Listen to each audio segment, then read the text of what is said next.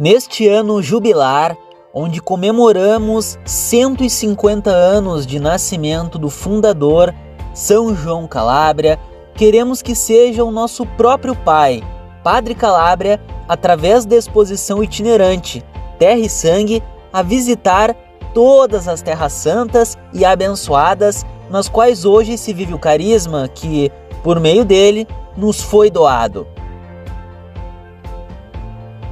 Todos os territórios nos quais hoje a obra está presente estão sendo visitados por esta comovente coleção de relíquias, para falar-nos da beleza deste chamado de ser farol de santidade e nos questionar sobre o nosso ser também hoje luz para todas as almas até os confins da terra. Em cada lugar no qual a exposição fará uma etapa, toda a família calabriana é convidada a se reunir, programando iniciativas que considerarão oportunas para envolver, além dos irmãos, irmãs e leigos que são os primeiros destinatários dessa visita, também a igreja local e os nossos parceiros nas atividades daquele território, para partilhar o significado profundo deste aniversário.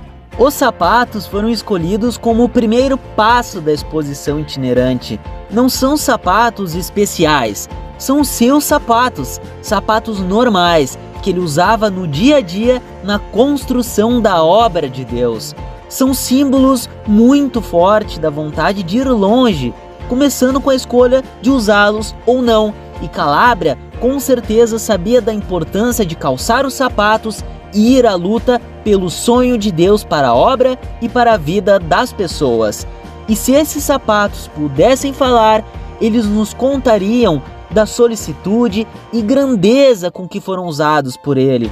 Não só porque havia que chegar tão longe com esses sapatos, mas porque a mensagem que ele tinha para as pessoas não tinha tempo a perder. Estes tipos de óculos usados por São João Calabria não se sustentavam nas orelhas, como esses que a gente conhece, mas as lentes eram ligadas por um pequeno mecanismo de mola, que apertava os óculos no nariz e assim permaneciam fixos. Esse tipo de óculos foi usado desde a década de 1890 até 1930, mas Padre Calabria não era muito preocupado com a moda e os usou ao longo de toda a sua vida. Por vezes, dizem que devemos nos colocar no lugar do outro, mas certamente seria muito interessante colocar-se nos olhos do outro, para observar o mundo como o outro vê, para se debruçar sobre os mesmos detalhes e compreender a importância das coisas de acordo com a sua maneira de ver o mundo. Precisaríamos todos de lentes como esta para compreender a sua capacidade de perdoar, de acolher, de abençoar, mas foi precisamente porque ele sabia ver além, ver os acontecimentos à luz do Evangelho. Estamos diante de uma página, de uma carta original do Padre Calabria, e não é uma carta qualquer. Calabria escreveu dezenas de cartas que carregam o carisma, parte da origem da obra e de toda a sua fé em Deus. Cartas que até hoje inspiram muitas e muitas pessoas a praticar e viver o jeito de ser calabriano. Nesta carta em especial, o destinatário original era um estudante da casa de formação, que tinha escrito uma outra carta ao Padre Calabria, como era de costume naquele tempo. É bom ver como esta pequena carta, esta pequena partilha, desencadeou uma onda de entusiasmo por parte do Padre Calabria em relação àquele pobre estudante que se chamava Giuseppe. Quem conhece um pouquinho da história da família religiosa sabe que Padre Giuseppe se tornou o sucessor de São João Calabria, como o terceiro casante da obra. Mas por que as cartas são tão especiais? Porque Calabria gostava de escrever, não porque se contentava em chegar às pessoas que o rodeavam, mas com a sua mensagem queria chegar ao máximo de pessoas possíveis. A escolha do relógio de São João Calabria como objeto significativo pode até soar estranha, porque Padre Calabria não gostava de relógios. nem queria vê-los usados pelos religiosos. Isso pode ser entendido contextualizando esta visão no seu tempo. Naquela altura, manter o relógio era um sinal de riqueza e refinamento, certamente não coerente com o estilo de vida dos religiosos. Mas São João Calabria tinha uma maneira muito original de ler o relógio. Colocando na mão o relógio para ver as horas, desencadeava nele um pensamento para a eternidade, a Deus e ao propósito para o qual este tempo nos foi dado, para a santificação da vida.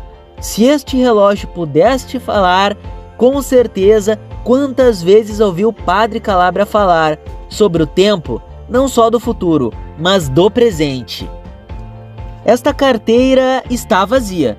Não tem nada para roubar, mas é muito preciosa. Um objeto comum, pertencente a quem sabia dar-lhe o lugar certo na organização da família calabriana. Digamos, bastante exigente para gerir.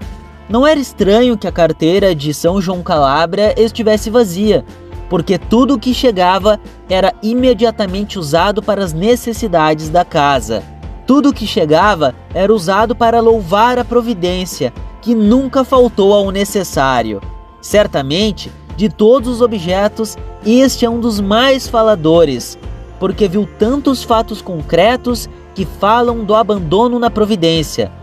Na raiz de todas as escolhas econômicas estava a confiança ilimitada em Deus Pai, que não abandonaria sua obra, e o pobre casante, Padre Calabria, tinha sempre de recorrer apenas a ele, não ao apoio humano. Estamos diante da amada estola, que tantas vezes beijou antes de vestir. Fazia parte da sua pessoa enquanto sacerdote, uma vocação aceita e tão laboriosamente perseguida. Desde criança, queria ser padre, e o Senhor levou a sério esse seu desejo, concretizando-o principalmente através da ajuda de Padre Pedro Scapini, reitor da Igreja São Lourenço. Mas nem mesmo o próprio Padre João Calabria poderia imaginar o quanto aquela estola se tornaria um sinal da Igreja vivida ao serviço dos pobres, mostrando o laço inseparável que existe entre a celebração e a vida, entre a vocação e a missão. São João Calabria viveu como padre uma estima ilimitada por todas as vocações, aquelas para a vida consagrada e sacerdotal, bem como para a missão dos leigos na igreja e na obra, recordando constantemente o batismo como a maior dos dons recebidos, a base de qualquer chamamento para estar no serviço do reino de Deus. Para uma sequência providencial de eventos que começaram na noite em que São João Calabria nos deixou, em 4 de dezembro de 54, estamos agora na posse de uma ampola com seu sangue. Além do valor afetivo e de alguma forma tangível de uma presença que nunca faltou, este sangue tem o forte valor simbólico de testemunhar uma vida vivida até o fim e sem se poupar para a missão a que se dedicou inteiramente. Possui também, evidentemente, o valor canônico da relíquia de primeiro grau, tradicionalmente reconhecida a um osso ou fragmento do corpo de um santo, e que só pode ser exposto após a cerimônia de proclamação da beatificação.